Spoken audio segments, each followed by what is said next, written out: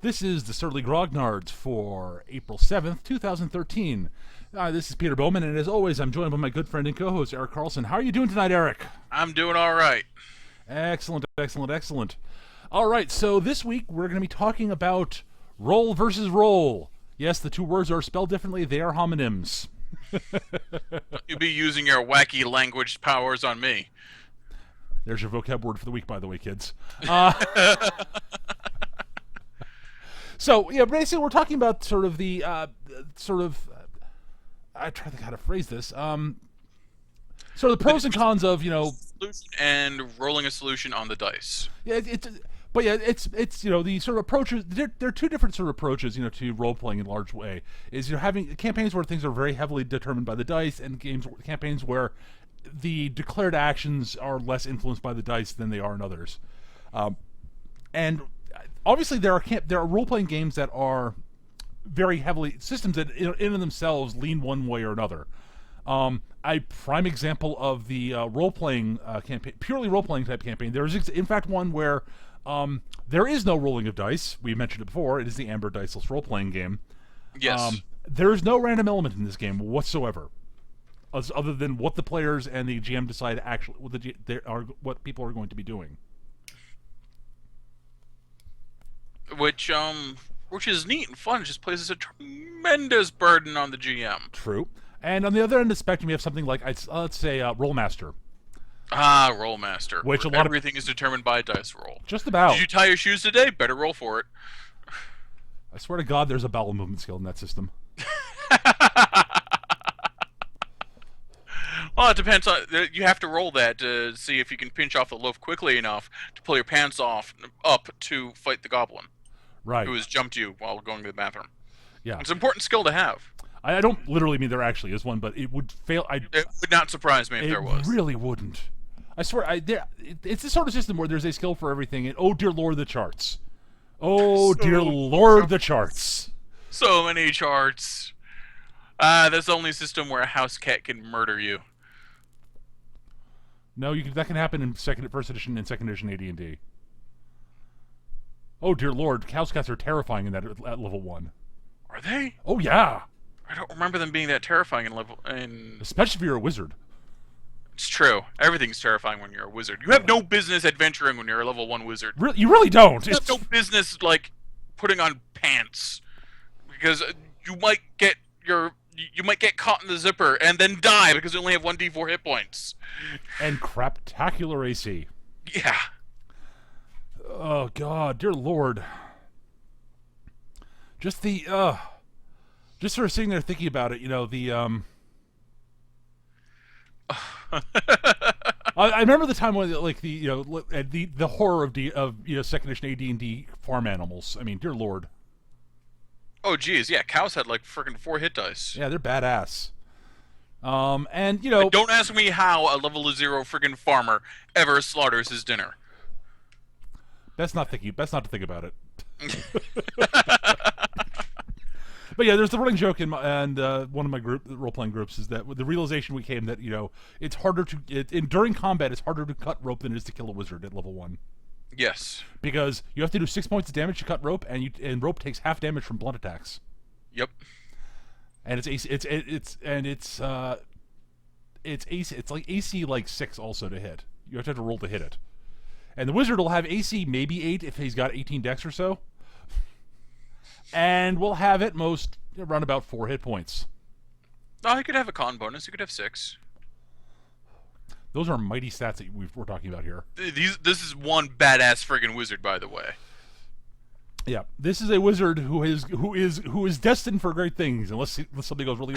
Unless he fights a single kobold.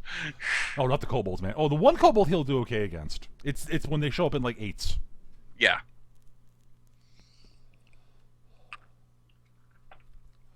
So yeah, but we're digressing a little bit here. But us digressing? Us never. No, we never do that.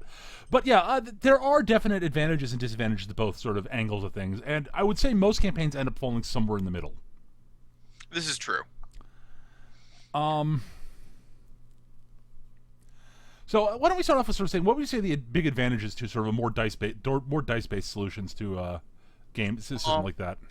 Biggest advantage I can see is that you can use social skills effectively that you may not have. Yep. Like the meek little the meek guy, the meek really nice guy who wouldn't hurt a fly can be intimidating by rolling dice. Yep. And the really blunt, not very subtle this guy person can be a master negotiator. Mm-hmm. All through rolling dice, the power of dice. Yep. Also, it has the advantage of it is less subject to the GM's whim.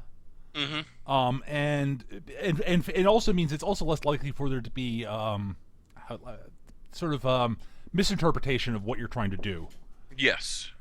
So it's in many ways more fair than actually actually role playing. And I'm meaning fair from a mathematical standpoint, not necessarily So from other standpoints, it's because the dice do what the dice do, unless you're using loaded dice. I mean, or you have some sort of bizarre entropic field, right?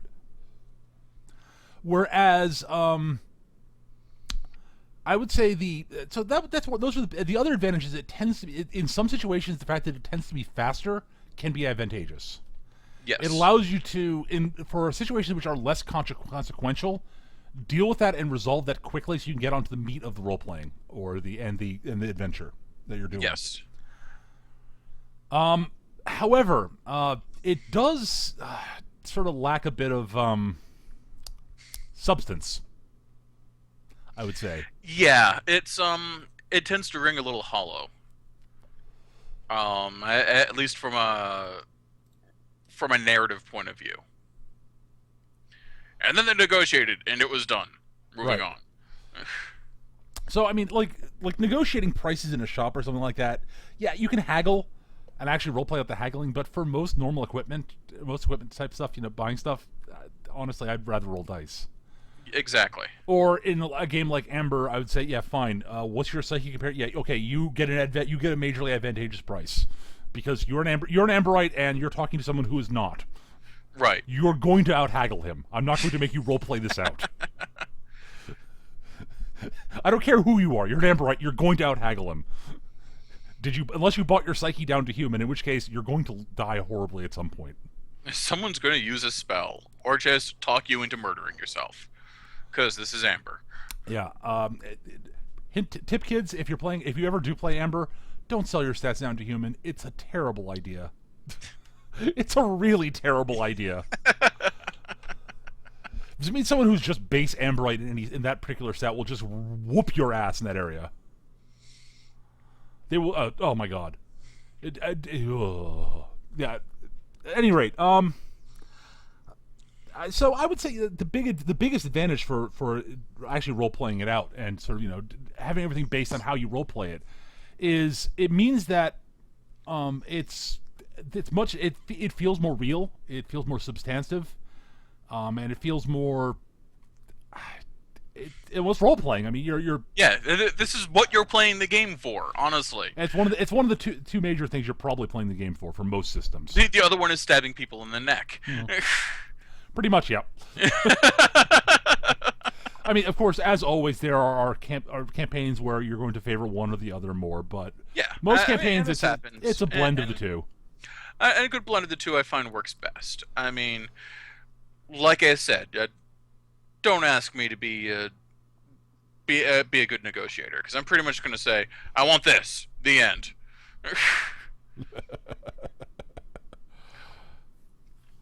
But yeah, so yeah, I would say that those are the two most obvious things, and there are people who the other big thing, which I think is very important, is there are players who will prefer one over the other, and it's again, this is not a case of wrong or right, because this is coming down to preferences and the type of game you want to play. Yes, and I have to tell you, there's nothing more uncomfortable than trying to seduce the guy you've only known for a couple months because he happens to be role-playing the chick. Yep. And you're playing a womanizer. That is a really uncomfortable role-playing situation. Yeah, and honestly, if you're in a situation like romance situations are always interesting in role playing games, especially between player characters. But it can be very it can be very sort of I find, uncomfortable when the person is not your preferred gender. The yeah, player is not your preferred gender. where the player is not your preferred gender, and which is becomes much less so when if you've been playing with a group the players for a long time. Yeah, Unless you and are it's like, whatever, dude. I mean, unless you're someone who it gets particularly uncomfortable about that sort of thing in general. right. But for like it doesn't phase me much. I don't tend to play much in the way of romantic characters. It's just not my thing, I guess. But I've never really found it particularly uncomfortable. Well, not with groups I've been playing with for a long time. No, for groups you've been playing for a long time, it's not a big deal. But yeah, it can get kind of uncomfortable. It can get particularly uncomfortable actually when it's when both of the preferred gender, but you're definitely not attracted to each other. Yeah. And then there's all sorts of weird subtext involved, and like, am I taking this too far? You start second guessing yourself. It gets, yeah. And seduction is a skill that should be rolled, unless you really know the people involved. Yeah. So I would say that's another one.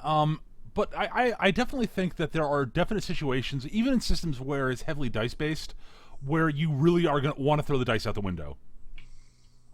Because yes. I would say that there's situations where you're really going to want it to be about what the players are actually saying, and trying to talk someone down. That's all about role playing. I mean, you can roll a couple dice in there if you want, but that's not going to be nearly as important as what you're trying to get across. Whether or not you yourself are successful, the GM can. A good GM will see get the idea of what you're trying to do, see what you're trying to do, and be able to judge whether your character is better at it than you are. Right.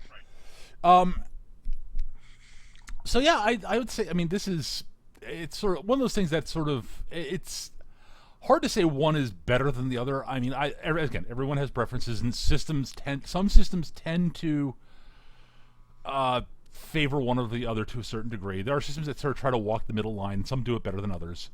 And we've talked about a few of these sort of the extremes, but it's.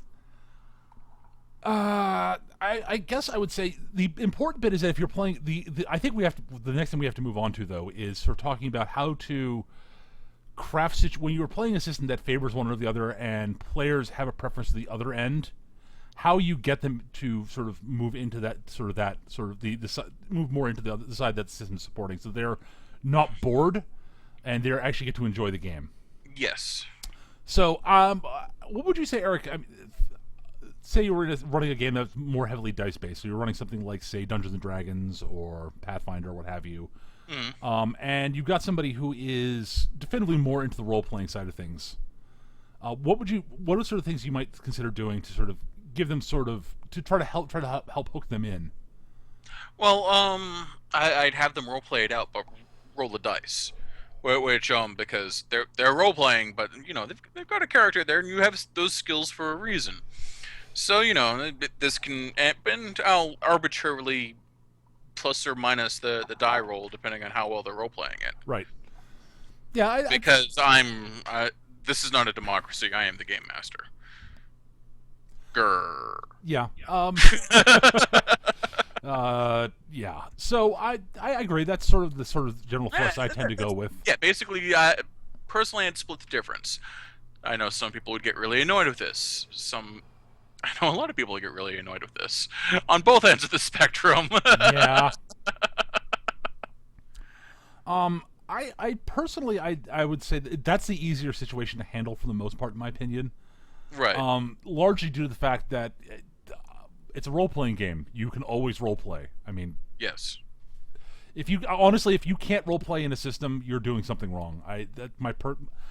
Even the most dice playing Palladium. Yeah, I mean.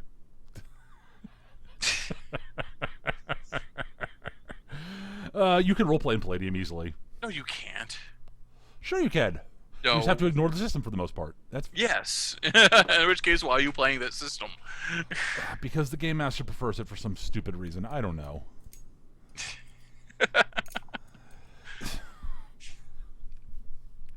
Palladium, the most reviled role-playing game system that we can talk about. Yeah. The other ones we can't talk about. They cannot be mentioned. Oh, God. Fucking Palladium. Anyways.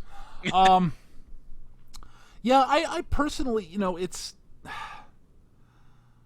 I've always found it's interesting. I've known a bunch of people over the years who tend to get very snobby, I guess is the best way to say it, about systems that are very heavily dice based.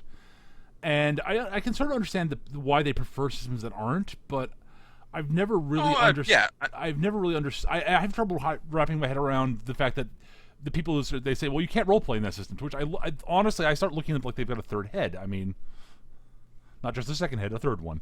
Well, second it, they might be president of the galaxy. Right, exactly.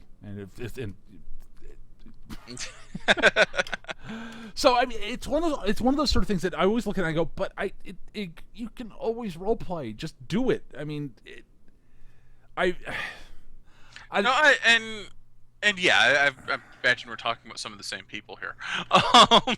Some of them, they're people that I've had this sort of thing with. You've not met. They're people in college I played with.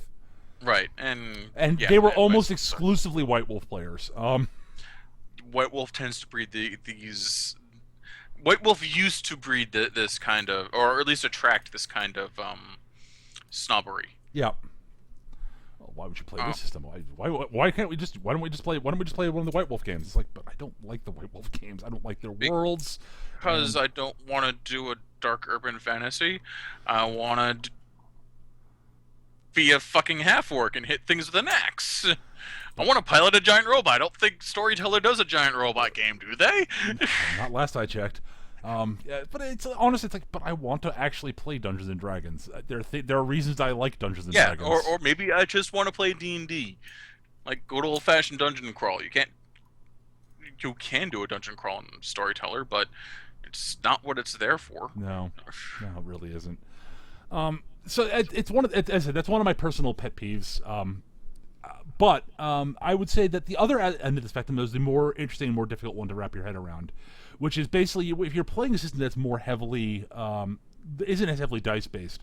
How do you pull in people who are really not that good at usually are very inexperienced role playing and aren't very good at it and aren't very interested in it? Oof, that is a tough one. Yeah, that's a conundrum. That I really have to look to the players too, because, well, they're obviously there to play with their friends. So the best way to bring it in, because the guy who absolutely friggin' loves Rolemaster is not going to be playing friggin' Amber because he wants to play Amber. He's going to be playing with his friends. For the most part, yeah. And I would say that especially with the people who are, it's more of a problem with experience and than it is with personal taste. I would say that honestly, just give them opportunities and take what little bits they do and run with it. Basically give them opportunities. Interact with them, give them chances, and don't get sort of. Be sure you don't get impatient with them when they aren't really sort of getting into it immediately. But just give them opportunities, and when they actually do role play a bit, run with it, and give them more stuff to do. And I've found over the years that when you start giving them that sort of positive reinforcement, that sort of thing, they tend to role play more because they realize that they're actually having a chance, they're doing something different, and it's fun. Yes, presuming they actually like this. Well, yeah. That is a given. If they don't, they don't, and there's not much you can do. There's not a lot that can be done about it. Yeah, and honestly, at that point, you give them what opportunities that you can, and I honestly, for people who are really don't like heavy role playing games, there's some systems that they just shouldn't be playing. Amber and the Storyteller system immediately spring to mind. Yeah, I mean, you can go heavy dice in Storyteller because it's surprisingly mechanical in its own weird way. But so much of the core themes of the system, I mean, they track your humanity in Vampire. Mm-hmm. I'm not arguing with you. I'm just saying that I have seen enough White Wolf games that got very heavy into the dice. Mostly werewolf games, from what I've seen. That doesn't surprise me. Werewolf is a much more combat-heavy game. Yeah. Because you're a 9-foot-tall, slathering beast man. Why wouldn't you be tearing things off, heads off? Because the actual fluff for it is supposed to be a very political game, weirdly. Yes, and that is dumb. I'm a giant friggin' shape-shifting monster. I'm gonna go eat things. Well, that's because the early White Wolf stuff was all very political. Yes, all very political.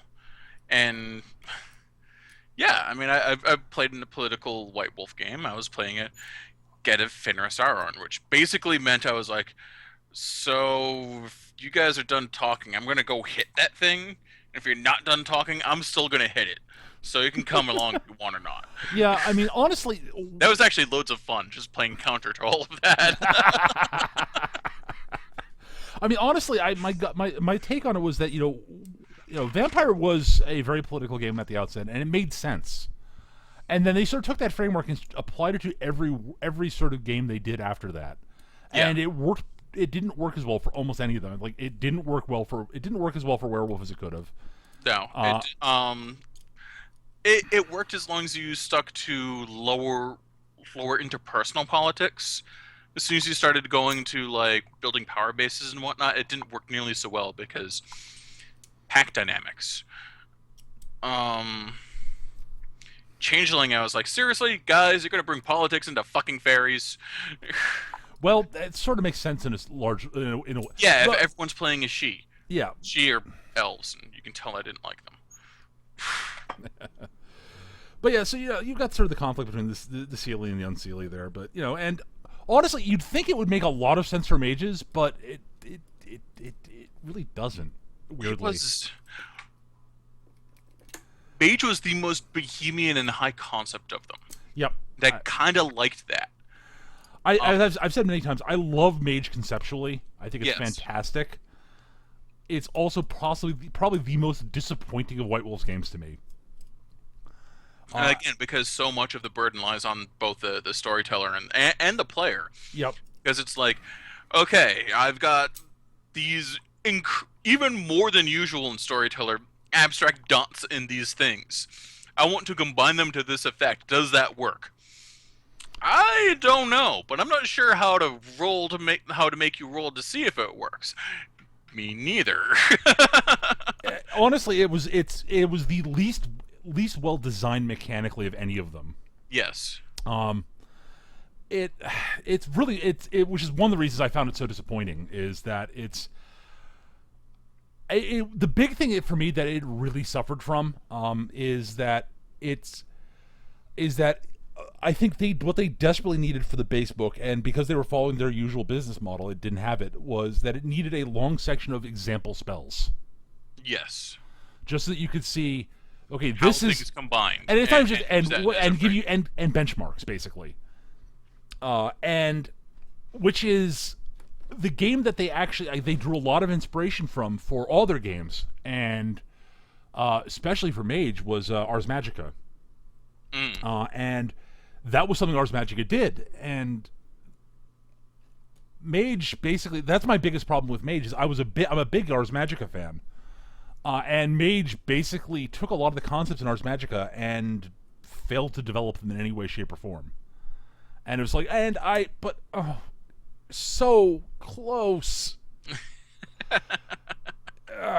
And it's there, especially in the first edition of Mage. The rules were really badly written. I mean, there was a lot of stuff. Don't get me started in first edition of any White Wolf game. They're all pretty much unplayable. Yeah, well, like Mage especially. It was like not as bad as like a first edition FASA game, but pretty bad. Well, my personal favorite Mage is that if you read the rules, the way it was written, it really heavily implied that the better you were at your various schools of magic, the more likely you were to blow yourself up, to cause paradox. Right. Because the way it's supposed to work is that the more powerful an effect you're doing that is out of line with what the way reality thinks that things should be working, the more likely you are to attract paradox. That's logical.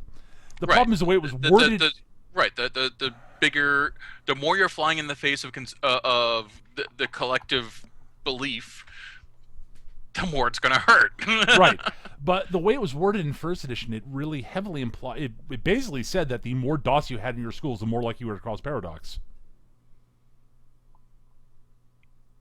To which my reply is, no. But paradox is bad. Aren't I supposed to be avoiding that?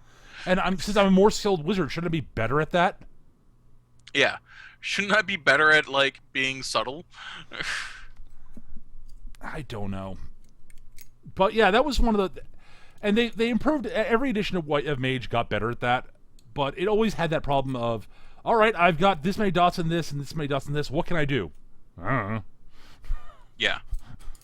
And they of course they had books that supplements that they released that had had a bunch of spells in them, but it my biggest problem with a lot of White Wolf games is how blatant they were in trying to suck money out of you with the extra books. Yeah. Because because it was the 90s and the role playing industry was glutted with, well, bored people like me. Yeah, and honestly, I don't mind the splat books conceptually, but the game has to be playable out of the base book for the players. Yes, absolutely. And there were a lot of books, role-playing games during that era that really didn't do it. And White Wolf's really bad about that. Yeah, White Wolf is particularly bad about their splat books. Yeah, basically, Mage. I would say Vampire was actually very playable out of the base book. Again, because it had Werewolf better. was okay, but the concepts, the descriptions of the various tribes is so bare bones. Partially because there are 13 of the fuckers as opposed to what was it, like eight Vampire clans. eight clans. I think so, something like that. But yeah, that's the thing is that Vampire was very specific about what you could do with your abilities, and which meant that you didn't need a ton of space in the book for that stuff. Which meant that you could actually have, you could have the game playable out of the base rulebook, and the other ones, the more sort of complex it got, and a lot of the later ones really started getting complex, the less that was true, and that was unfortunate. But yeah, so back to the whole role versus role thing. Obviously, this is one of the things. I mean, again, this goes back to what we were talking about last week: the whole sort of gamist versus simulationist versus narrativist versus narrative and monkey. Where you we're going to call them narrative monkeys. And where you fall in that spectrum will heavily determine what type of systems you like, because different systems tend to fall into those categories. Right. Where White Wolf is a very narrative. White Wolf system games are very narrative based. And I used to like White Wolf. Unfortunately, I go back and I read the books now, and I just think, wow, they're so high school.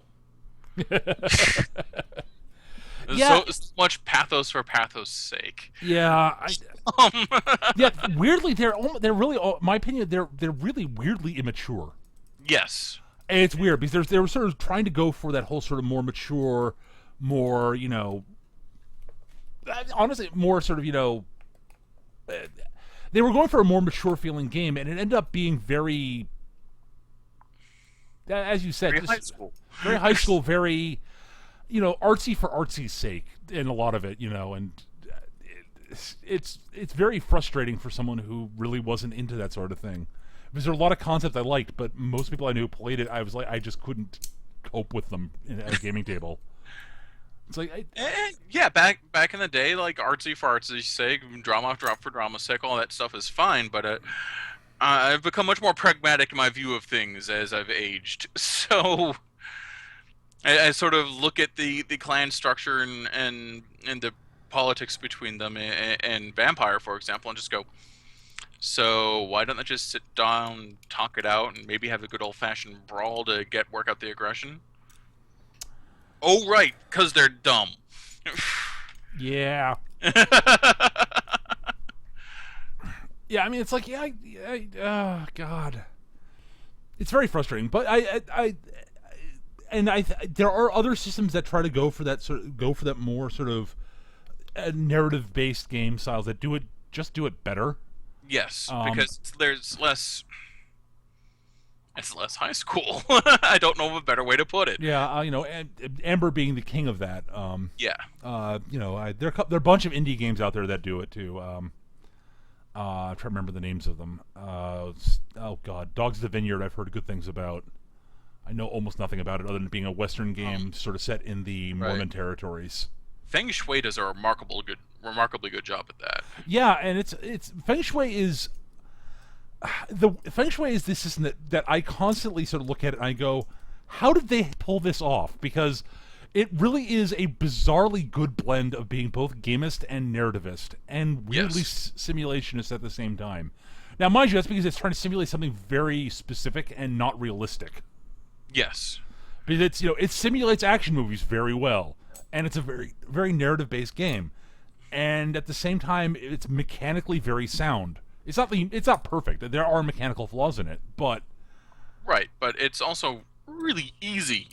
Yeah. Like it is a very simple and elegant system. yeah, that's the I thing. like Feng Shui. Have you noticed I've liked Feng Shui? Well, yeah, we both do. I mean, we talk about it a lot, and there's a reason. But I mean, there's a reason we talk about it a lot. It is because how well designed it is. And I know there are people who, I've read reviews that people like compare it to. Is another one, Kung Fu Action Theater, I think is what it's called, or something I've like that. actually never played that. I've heard it mentioned in passing, usually in the same breath as, but not as good as Feng Shui. Yeah, the thing is, there are people. I've read reviews of it on the web where they compare it to Feng Shui, and they say, and it does everything better mechanically than Kung Fu Action Theater, and it's like then Feng Shui does, and I'm like, really? And they sort of start pointing out the flaws that I know exist in Feng Shui. I'm like, yeah, that's true, but what you're talking about in the game your favor, and I have no problem with how you prefer the game. That's fine. It has its own mechanical flaws because every system does. Not my system. You don't have an RPG system that you've written, Eric. Shut up. You don't have the patience. Not in my fictional system that I just made up right Ah, okay. I was about to say I don't think you have the patience to write a role playing game. now. I don't. But yeah, it's I've got nothing. It's just one of those things. I'm as I said, I'm continually surprised by it because it's one of those things. The guys who wrote it. Jose Garcia, Robin Laws, and Rob Heinzu are the three main guys behind it. They did a really good job at balancing the two things, and I think part of it is that they had a good grasp on what they were trying to do, and part of it is they set out to simulate something that very few people tried to do, which was that sort of very cinematic action movie sort of thing, and they had a very clear goal, and they all understood what they were trying to do, and they all understood at least to a certain degree, game design theory. Right. And most importantly, they had a real love for the source material. They did. And it's blatantly clear throughout all of it. And it's weirdly infectious. It is. Because you might hate kung fu movies, but you pick up like the Feng Shui book and you start reading through it, and you're like, yeah. You know what I could really go for? I could go for like Revenge of the Flying Guillotine right now. Yep. And I hate that movie. Right. Yeah, it's weird. I mean, like I've watched more action movies since I started playing Feng Shui than I used to, and I've become much more critical of the ones that I used to like, and there are ones that I didn't like as much at first that I go, oh, okay, I understand. I actually appreciate aspects of this that I didn't appreciate before. Still not a big fan of it, but I appreciate certain elements that I didn't notice. And there are ones that I sort of only sort of enjoyed. Look back and say, oh, that's why I didn't enjoy it as much as I thought I would. And there are some that I thought weren't very good that I was like, yep, I was right. That's a terrible movie. That's not even a very good action movie because it's doing certain things, honestly wrong. Right. And the ones that are really good, I actually sort of understand what they did right. Like, I honestly, Feng Shui made me really appreciate Die Hard more. Because I can see that. I can see that. Because of the way Die Hard blends its action with the story and humor. And it's one of those things that's like, it's a hard balance to pull that off. But there's a reason why Die Hard is seen as one of the greatest Christmas movies of all time. Yeah, exactly. So yeah, I mean that's sort of the thing about it. But yeah, sort of back on the topic of role playing versus role playing. Again, honestly, as much as we are just totally going off the rails. Well, no, honestly, it's the question is more. It wasn't something we could talk about for a long time because we both sort of agree it's almost a false dichotomy. Right. Because a lot of people look at it as one thing is being superior to the other, and it's not. And honestly, They both have their place. and, I tend to lean more towards ROLE as opposed to ROLL, but yep, that doesn't mean I disregard the other one or even think it's better in some situations. right.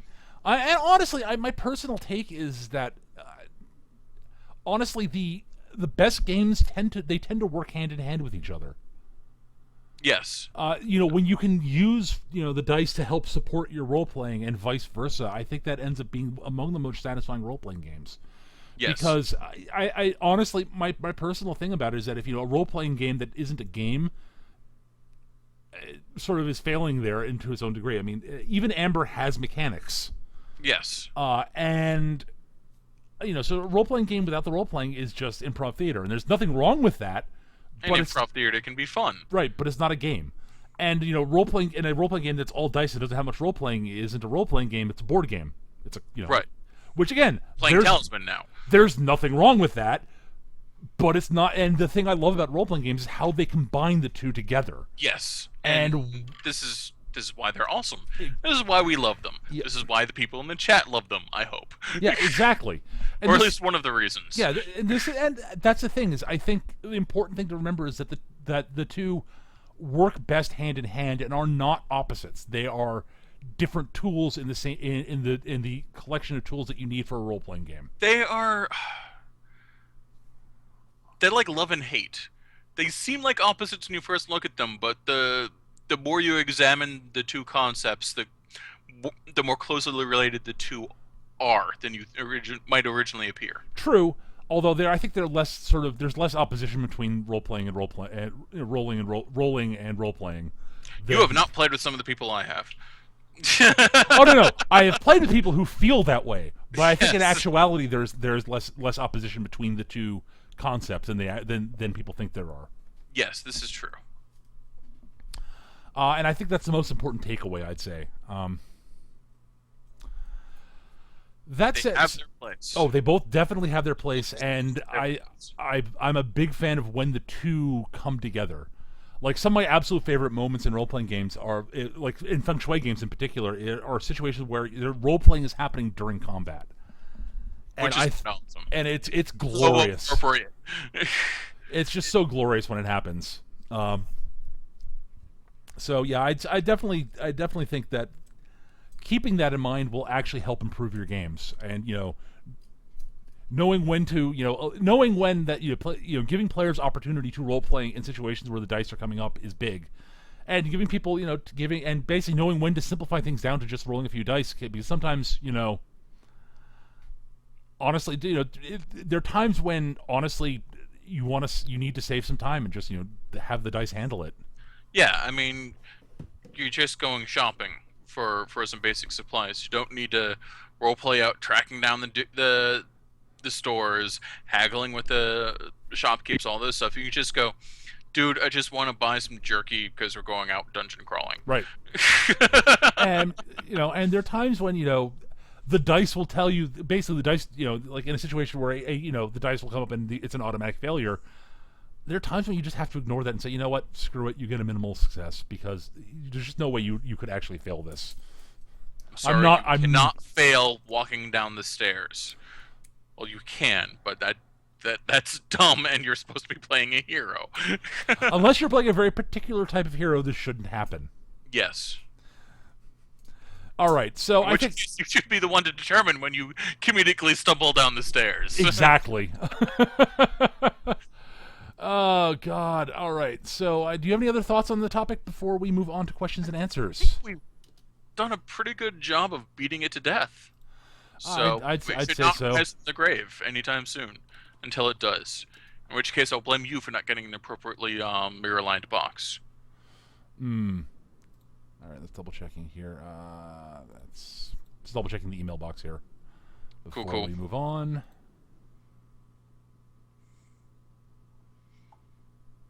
Spam and more spam. We did get a question though. Excellent. No, we didn't get one on the email forums. It looks like that we answered last week. I think we did get one in the forums though. Oh, okay, cool. Let me just go back to the forums here. Grognards. Hold on, dude. I see something about whether or not we'd like to see have our penises enlarged. Basically. Actually, honestly, both of them were trying to rook money out of ones. It's like try to get money out of you thing. Right, right. Let's see. Was this one we already answered? It's one from the Prince of Nigeria. Okay, we had one that was sort of answered by people in the forums, but I want to touch on it, and then another one. So let me just get that other one up here. They're both people in the forums both gave some answers to them, and I'm thankful for that because it's good to see other people's takes on it. But I do want to touch on both of them. Azul asks, so I'm looking into ideas for Pathfinder campaigns, and one of the things I'm considering having is one of its major hooks deal with alternate realities. I have a bunch of those based on different D20 based. Oh, no, that's the one we already answered. Sorry, we answered that one a while ago. Here we go. It's the next one. It's also from Azul. I've considered streaming the campaign I mentioned above. This is the one where he's pulling things from different games together and like different D20 games together. You remember that? Yep, I remember that. But the one thing I'm not certain about is how does intellectual property fit into streaming role-playing games on, say, Twitch TV? Should this be something I should worry about? I'm guessing that they already established RPGs, which should be fine, like mentioning the Force and players in the Star Wars universe, if I'm using Star Wars RPG. But what about something like Pokemon that doesn't have an established RPG? In the case, would you recommend renaming or changing things to avoid IP concerns? All right, this is a... That's all you, dude. I got no idea. Yeah, I figured. But I just wanted to answer this. The people the people who are answering the question basically have it spot on. Honestly, first off, unless you're actually, drawing, a huge number of people, and you're actually a partner with Twitch, you can kind of get away with just doing whatever. I mean, honestly, I'm not a partner on Twitch, so I can in theory get away with playing music occasionally, and they won't shut me down. But if I was actually a full-fledged subscriber, full-fledged partner, and I wanted to play, long chunks of music for long periods of time, like the way Nash does, I would have to go about doing a few things legally to be able to do that. But in terms of rolling a role-playing game, and you're pulling in concepts or other stuff, that's covered under fair use at a bare minimum, so you're fine. I would not worry about that. That's basically entirely fair use. But yeah, I can't imagine that they, can't imagine 4 kids coming and beating down your door because you used friggin' Yu-Gi-Oh! Because the Heart of the Cards showed up or something. Right. You can tell I've watched a lot of Yu-Gi-Oh! It's a thing, right? The Heart of the Cards is an actual artifact. It might be. From what I understand from talking to people I know who are more into Yu-Gi-Oh! Than I am, they're basically all the players in Yu-Gi-Oh! All have basically different abilities. Like if you actually read the manga, and like Yugi, like the Pharaoh, Yugi's alter ego, his power is he can actually just randomly draw whatever cards he needs from the top of the deck. So he's literally cheating. Yes. He's like, and I think I want this one, and this one, and fuck you, I win. It literally is cheating. He can stack the deck mid-game. It's just like, wait, what? And this is our hero, folks. All right, but we're going to move on to the next question, which is actually one more that you can get in. So this is from Tholomes. He's been brainstorming a few ideas for adventures to run, and he has an idea for one, but doesn't know how to approach it tactfully. Essentially, the plot will fit into the whole arc of the campaign, which is pretty much the standard find the MacGuffin, save the world fare. Because of this, I gave myself some freedom to plan for culture clash with civilizations outside the starting continent. The idea I latched onto is the players would have to travel to another continent, which has basically become a tyrannical dystopia, in which all non-human races are enslaved or best treated as lower-class citizens. But as to prevent this from being a simplest tale of blackest of black versus white morality, I decided that in many ways civilization is well off, mostly through a long period of peace, which has resulted in many golden ages in terms of art, science, and magic. So I got really excited about this concept before realizing that I don't really know how to run it, particularly as a result of the fact that I tend not to be a very harsh DM. I don't really have much experience creating an environment hostile to the players, even down to the average commoner, especially when it only affects some of the party, who wouldn't know going into the game that their characters would face such bigotry. In addition, I don't really know how to straddle the line between being too harsh, thus becoming a stereotypical evil empire, or being too loose and not seeming bigoted enough. Any tips on how to balance these? I think there's potential for a very good story in here, but I know it could be very easy to screw up. Okay, one, I want to play in this campaign. That sounds awesome. Especially if I didn't know what was going into it. This sounds brilliant. Two, a lot of this comes down to knowing your players. Are they going to freak out because they're playing a dwarf and dwarves just aren't welcome in this establishment? Because for whatever reason, because dwarves are stinky, smelly, subterranean root eaters. I mean, why would you even want them in a fine establishment such as my crappy little bar? Right. It's gonna be a touchy subject with some people, particularly if you have particularly easily offended or not sure how to describe them. Armchair activists, I guess you could call them. Yeah. Okay, I can see that. That's a good way to describe it, I think. Um,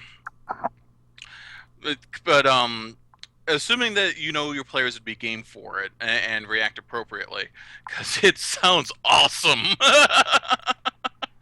um, it's yeah. I mean, just look at like to go straight for the obvious example. Look at Nazi Germany. Horrible, evil, vile, vile place. I mean, just terrible things.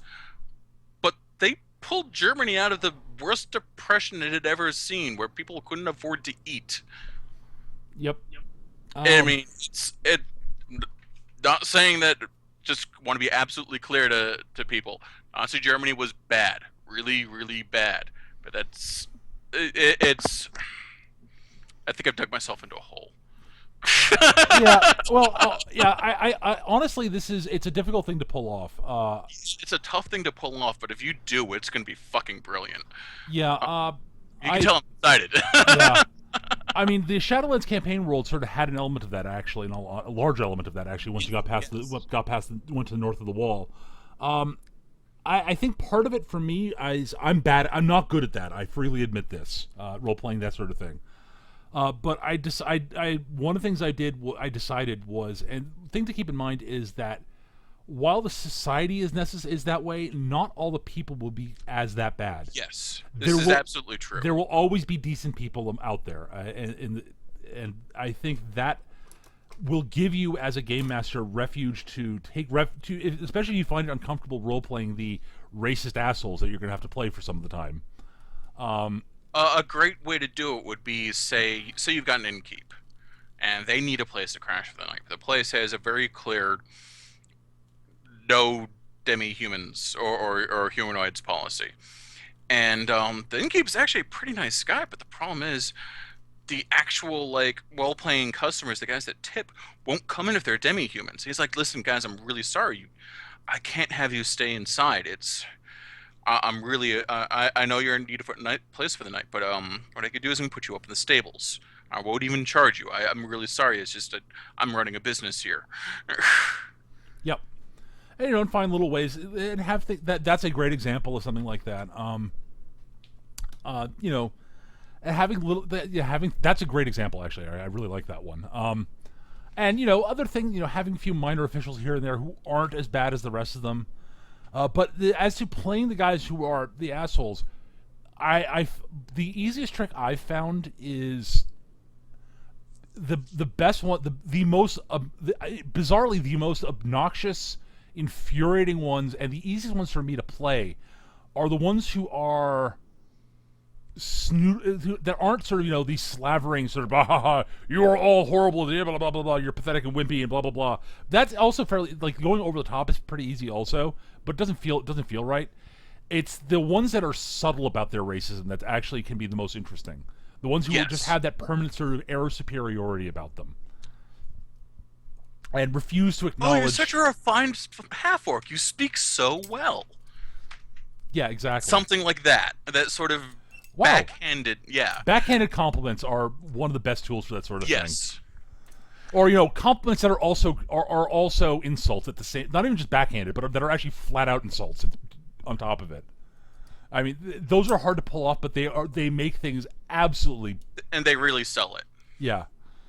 So little things like that, and honestly, just pointing out that like even places like like a stand that will sell to anybody, but they'll give price breaks to the humans and not to anybody else. Right.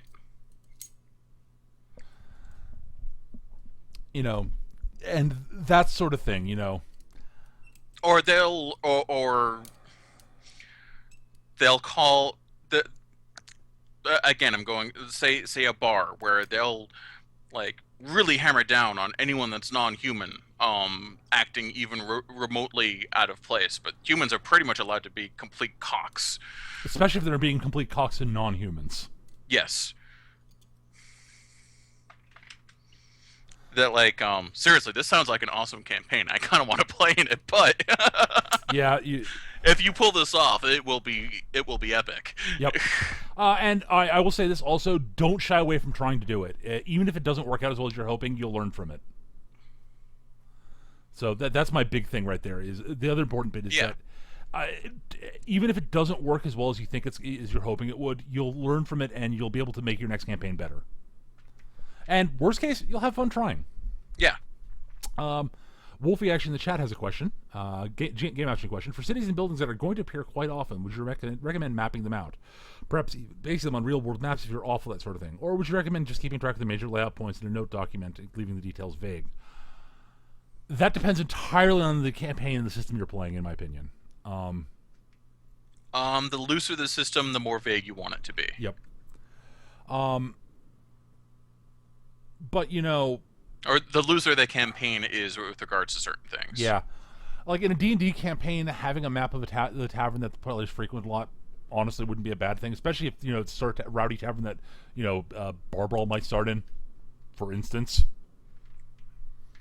And having a good idea of where things are laid out, just even quick sketches that you have, just so you have them at hand, so that players ask you roughly where thing is in relation to, thing A is in relation to thing B, you can quickly look at your little map and go, oh, it's roughly there.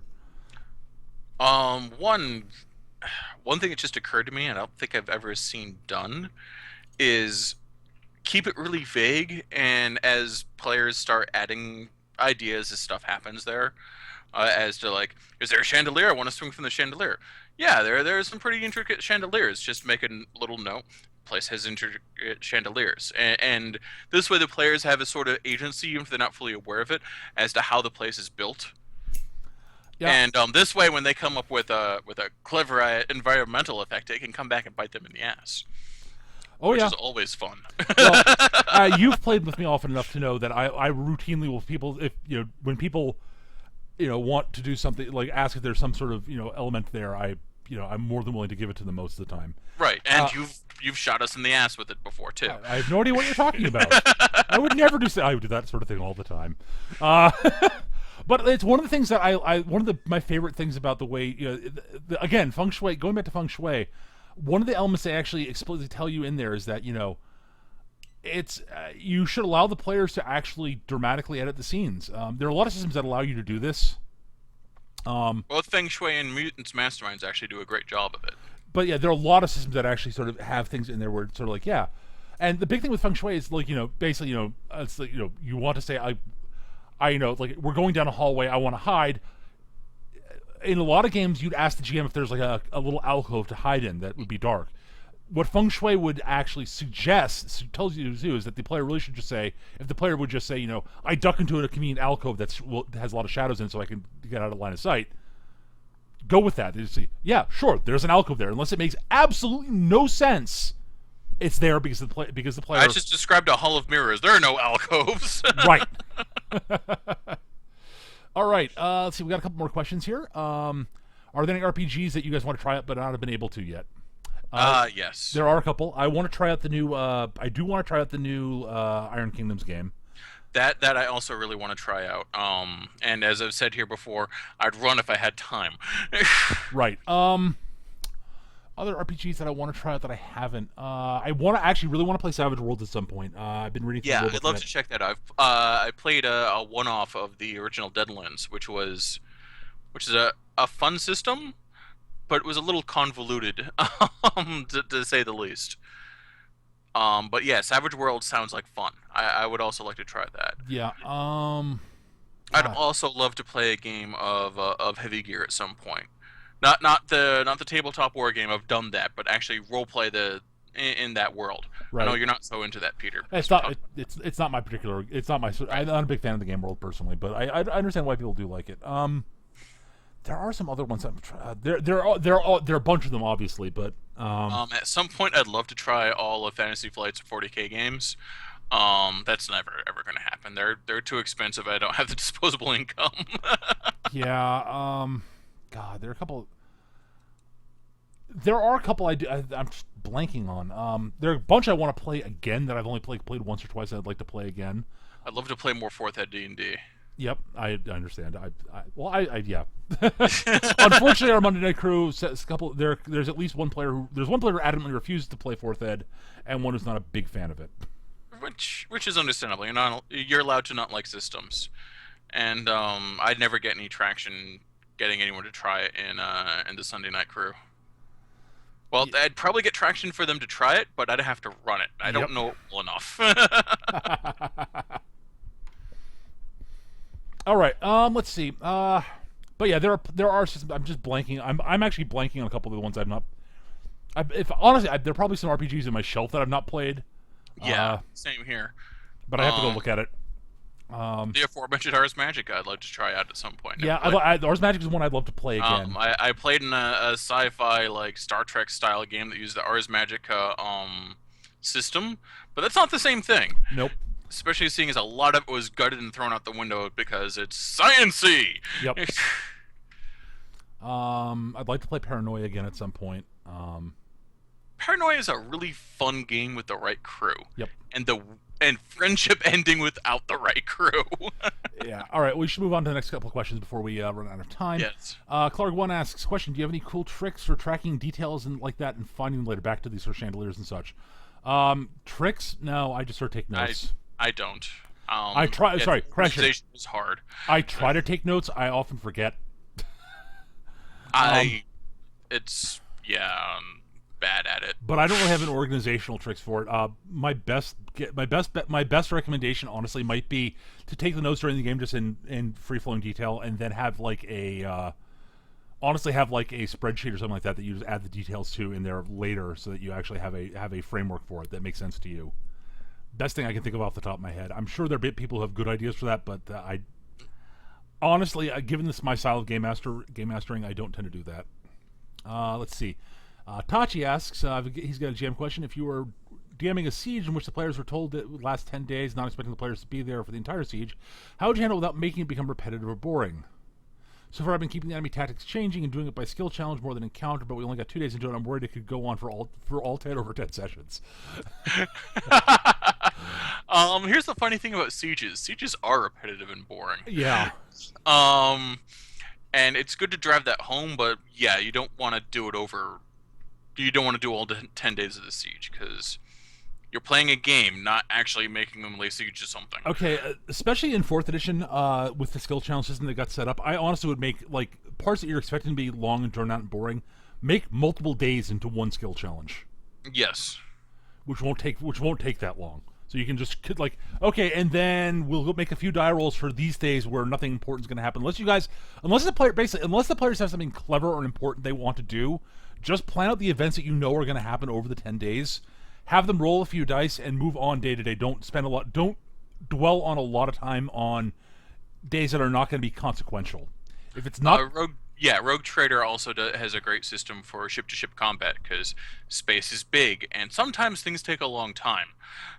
So each spaceship turn is supposed to be 20 minutes. So this is active combat, not actually maneuvering into positions. Right.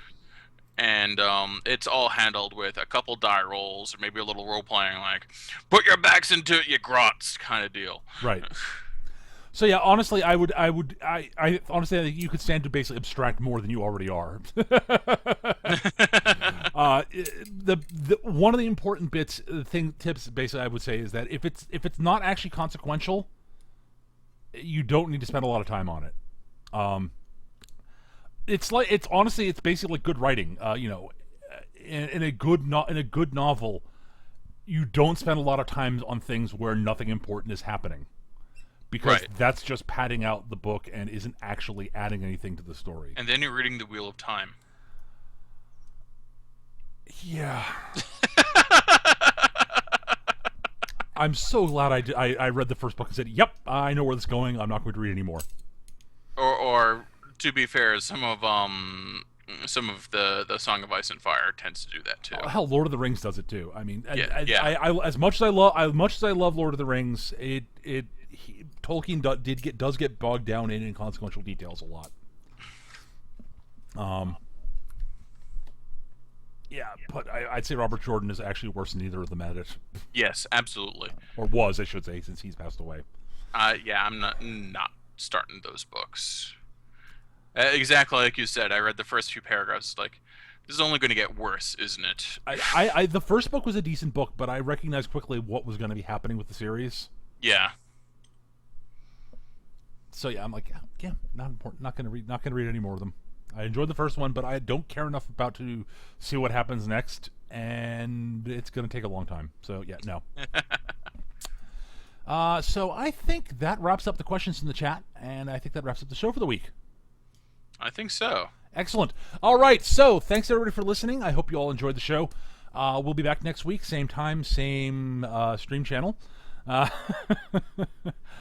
Same nerd time, same nerd channel. Indeed. If you've got questions, feedback, if you've got questions like answering the show, feedback for us, suggested show topics, criticisms, what have you, we've got an email address you can send those to. Our email address is surlygrognards@yahoo.com, surlygrognards@yahoo.com. You can also post them on our forums. You can find our forums at mechagm.forumer.com. That's mechagm.forumer, Forumer.com. There's a section there for Surly Grognards. Feel free to post questions, feedback, show topics, whatever. We love getting all of that stuff. So please send more of it. We absolutely do. Send it to us. Tell us how our show sucks and how it could be made better. Tell us how our show is awesome and what you'd like to see more of. Tell us what we are going to do next week, because we don't want to have to think about it. Well, we have a few other show topics lined up, so it's true. All right, so you can also find me on Twitter. My Twitter handle is @mechagm. I'm also on Google Plus and Facebook, both places Peter Bowman. You can find Eric's work on the webcomic Boston Arcanum, which you can find at the website bostonarcanum.com. Anything new in the comic this week, Eric, or is Hakeem still... You know what? I'm going to just say that we're on hiatus until further notice. I'm still producing work, but... but Hakeem's got a backlog. Well, Hakeem's got a backlog, and it's understandable because he's been working many hours for the city, and he's trying to buy a house, and 10,000 other things. So, all right, so we're on hiatus because life happened. Life happened, so they're on hiatus. They'll get back. It will be back when... It will be back where there's a huge backlog of... Even if I stopped working right now, there's still about a month and a half of backlogs that need to get processed and taken care of. It's just that the other people don't have time to do that, and I have no talent for it. Right. So, but if you haven't read the comic, please do check it out. It's really good stuff. Other than that, Eric, do you have anything else you want to say before we wrap things up for the night? I'm just gonna say I bought the new-ish Space Orc Dreadnought from Games Workshop recently. Yeah. By Games Workshop, I mean eBay, and it's a fucking gorgeous model. Cool. Excellent. So until next week, guys, keep on gaming. We'll be seeing you. Say